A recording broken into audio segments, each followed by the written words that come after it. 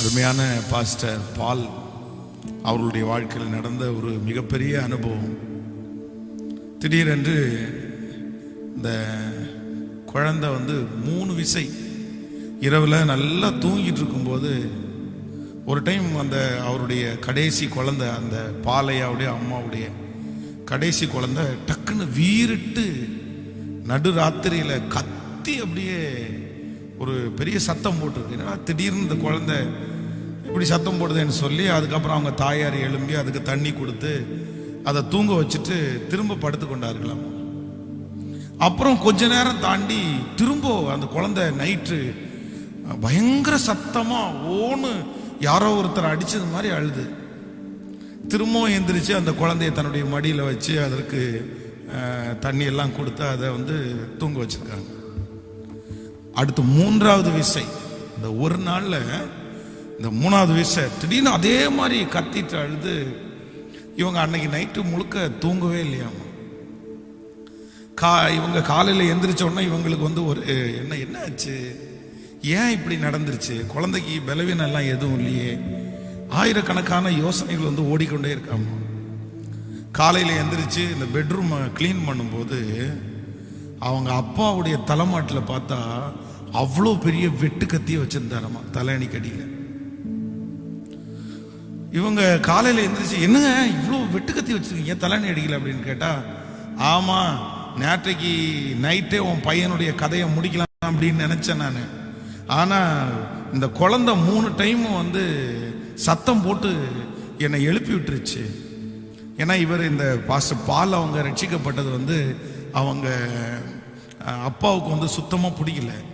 பல விஷயம் எச்சரித்து இருக்கிறார். இல்லை நீ அதுக்கு போகக்கூடாது, அது பண்ண வேண்டாம், நமக்கும் அதுக்கு ஒத்து வராது, கிறிஸ்தவத்துக்குள்ளே போகக்கூடாதுன்னு பல எதிர்ப்புகளை அவர் செய்திருக்கிறார். ஆனால் அந்த எதிர்ப்புகளை எல்லாம் மீறி தான் அவர் ஆண்டவரை தன்னுடைய சொந்த ரட்சகராக ஏற்றுக்கொண்டார்.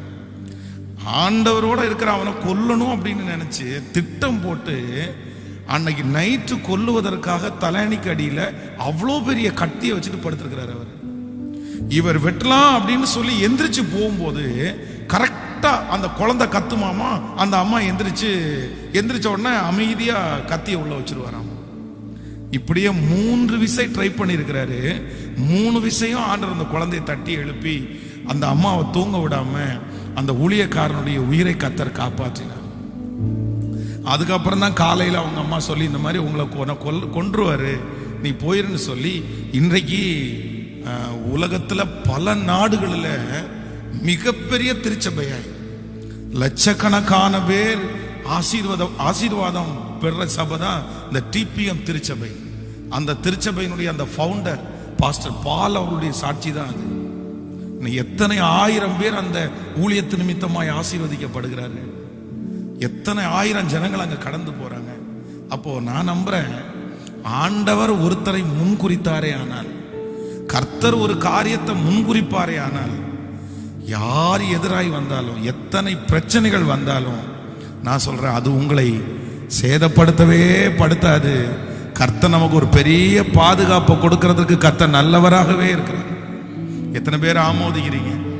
அது கர்த்தருக்கு தெரியும். ஏன்னா நம்முடைய இஸ்ரவேலை காக்கிற தேவன் உறங்குவதும் இல்லை தூங்குவதும் இல்லை.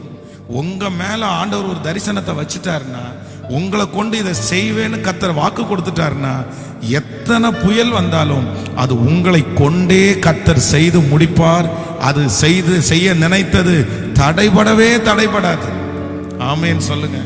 அதற்கு இடையிலே நடக்கிற இந்த மாதிரி பயமுறுத்தல்களை பார்த்து ஆண்டவருடைய பிள்ளைங்க சோர்ந்து போகவே வேண்டாம்.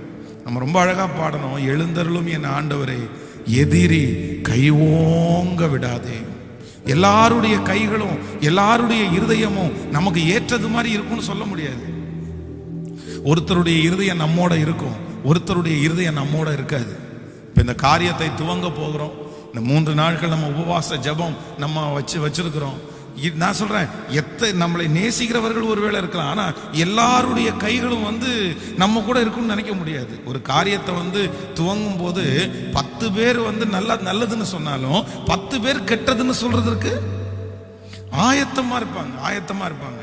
இது எதுக்கு தேவையா, இது எதுக்காக இப்படி பண்ணணும், ஏன் இப்படி பண்ணணும் அப்படின்னு நிறைய கொஸ்டின்ஸ் கேட்கறவங்க எல்லாம் இருக்கிறாங்க.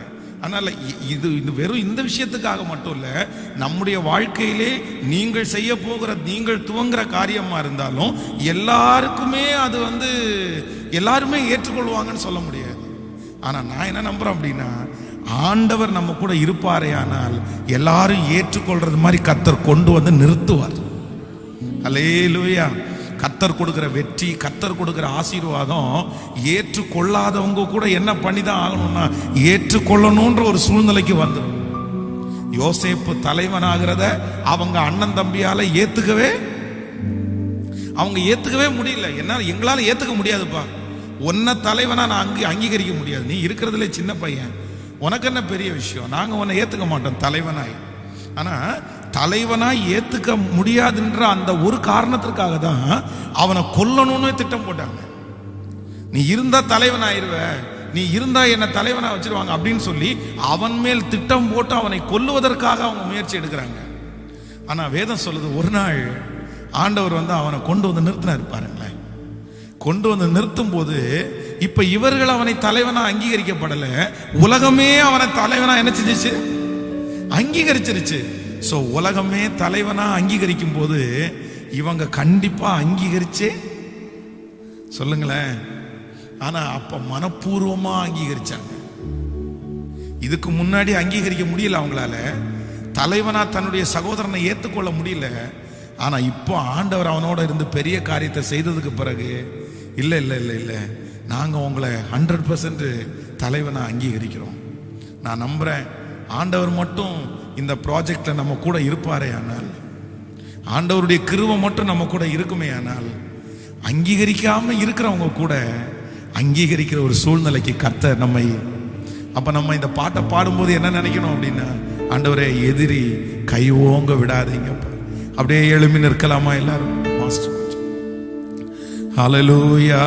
எல்லாரும் அப்படியே எழுப்பி, எதிரி கை ஓங்க விடாதீங்க ஆண்டவரே. இந்த பாட்டை பாடும்போதே நான் நம்புறேன், இந்த ஜெபத்துல இருக்கிற நமக்கு எல்லாருக்குமே ஒரு அங்கீகாரத்தை கர்த்தர் தர்றாரு. கர்த்தர் ஒரு அங்கீகாரத்தை தர்றாரு. ஹல்லேலூயா.